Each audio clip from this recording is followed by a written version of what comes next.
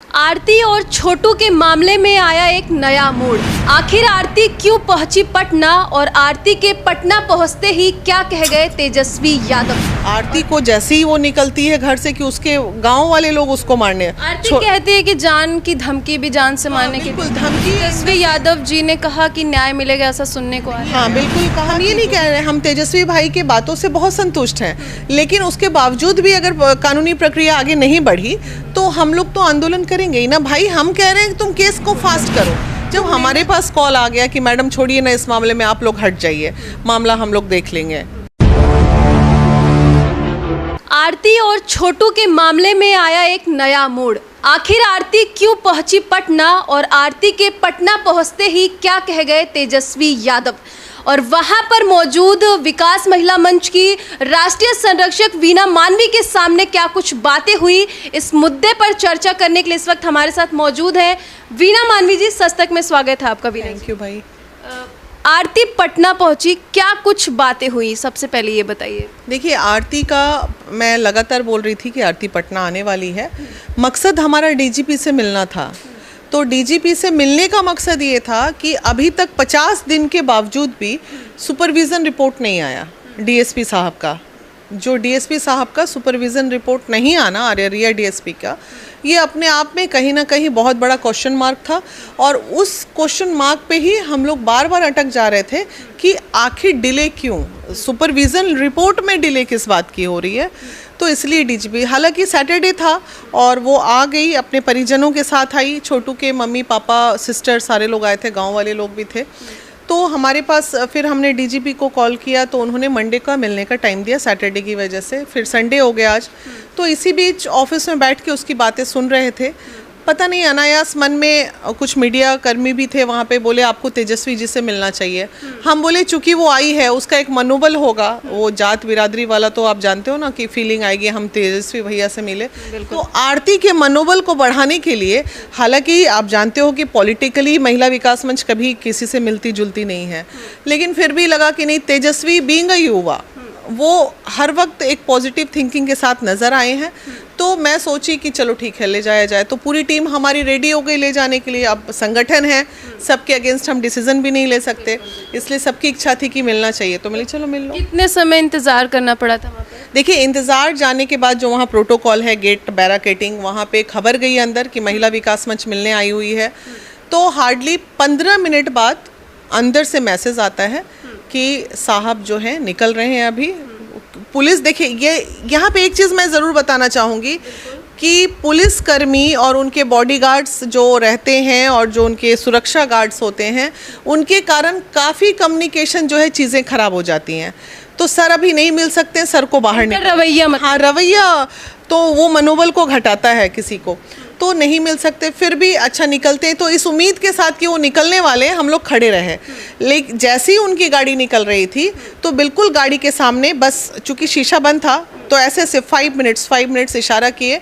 हमारी मेंबर्स ने भी किया, हमारी राष्ट्रीय अध्यक्ष अरुणिमा थी। 5 मिनट्स उन्होंने गाड़ी रोक दी।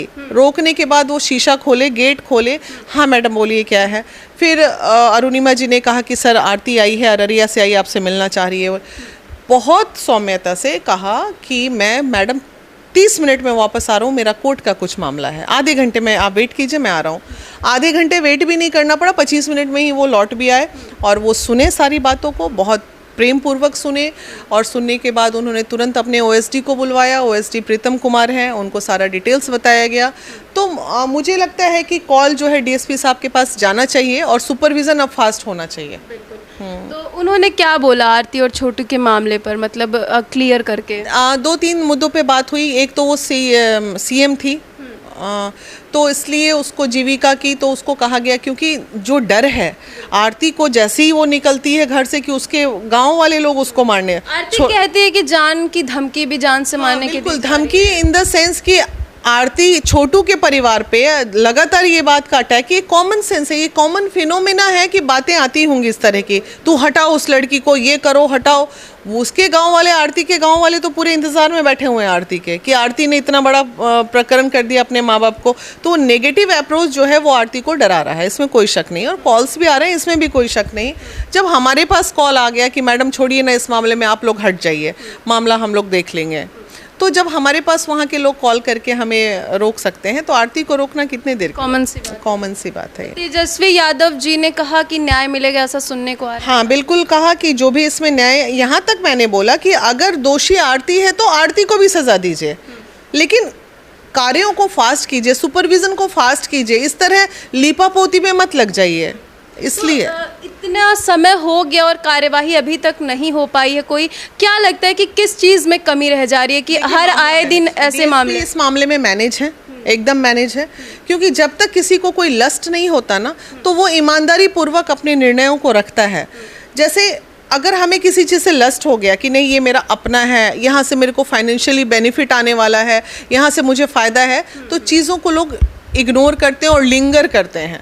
तो ये लिंगरनेस की वजह सिर्फ एक है कि यहाँ कहीं ना कहीं हमारे डीएसपी साहब का, पुष्कर जी उनका नाम है, उनका कोई पर्सनल इंटरेस्ट होगा जिसकी वजह से डिले हो रहा है। नहीं तो इतना ओवरलोडेड वो नहीं है कि 50 दिन बाद भी सुपरविज़न ना करें।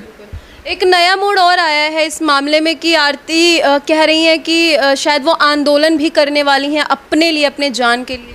नहीं, ऐसा तो आरती ने नहीं कहा, ये हमारी महिला विकास मंच द्वारा कहा गया था कि अगर उसको सुरक्षा प्रॉपर, अगर उसको केस में निर्णय नहीं आया, हम ये नहीं कह रहे, हम तेजस्वी भाई के बातों से बहुत संतुष्ट हैं, लेकिन उसके बावजूद भी अगर कानूनी प्रक्रिया आगे नहीं बढ़ी तो हम लोग तो आंदोलन करेंगे ही ना भाई। हम कह रहे हैं कि तुम केस को फास्ट करो, तुम निर्णय, आज देखिए इसका क्या नतीजा होता है। इसका नतीजा आप सोचो कि एक छोटू मरा, कुछ नहीं हुआ, दूसरा समस्तीपुर में मर गया, तीसरा औरंगाबाद में मर जाएगा, तो लोगों का मनोबल बढ़ता है, अरे मार दो, कुछ ना होता है, यहाँ तो लोग बच ही जाता, मार दो।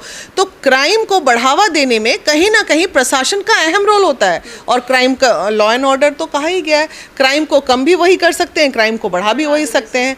बिना भय का तो प्रीत होता नहीं है। तो जब तक उन जनता में भय पैदा नहीं होगी, तब तक जनता जो है अपने क्राइमों को करते रहेगी। जो इस तरह के क्रिमिनल माइंडेड लोग हैं, संकीर्ण मानसिकता के लोग हैं, उनके भय को कम करने का काम सिर्फ और सिर्फ प्रशासन का होता है।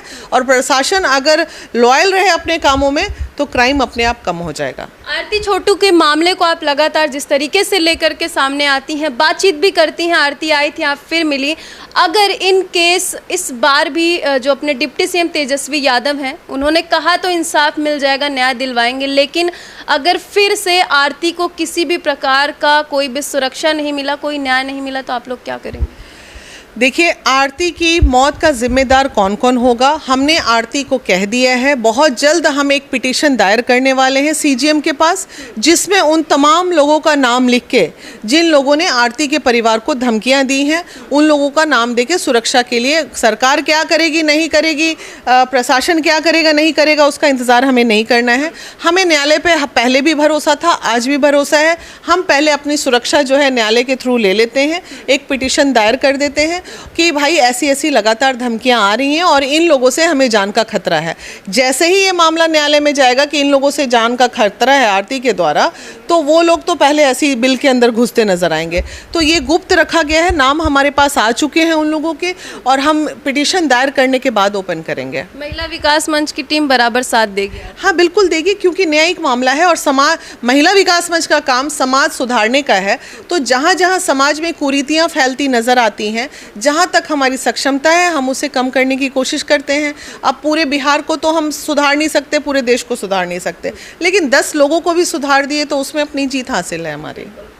तो देखिए, कहते हैं कि सदियों से इतिहास रहा है, मोहब्बत कभी पूरी नहीं होती। अगर एग्जाम्पल में ले ले तो हीर रांझा, लैला मजनू, ऐसे कई कपल थे जिनकी मोहब्बत पूरी नहीं होती। उन्हीं में से एक आरती छोटू को लोग मानते हैं, और अब छोटू इस दुनिया में नहीं है, लेकिन आरती लगातार छोटू को इंसाफ दिलाने के लिए आगे आती रहती है। और आरती का साथ महिला विकास मंच की टीम भी लगातार उसी समय से दे रही है। और अभी राष्ट्रीय संरक्षक महिला विकास मंच की जो वीना मानवी जी है, उन्होंने क्या कुछ कुछ कहा आरती जब पटना आई थी और क्या कुछ बातें हुई वो भी इन्होंने सारी चीज़ें बताई। ये सारी चीज़ें सुनकर और आरती के पटना आने का कारण सुनकर आपकी क्या राय है, कमेंट सेक्शन में जाकर ज़रूर बताइएगा। ऐसी छोटी बड़ी अपडेट आप तक देते रहेंगे।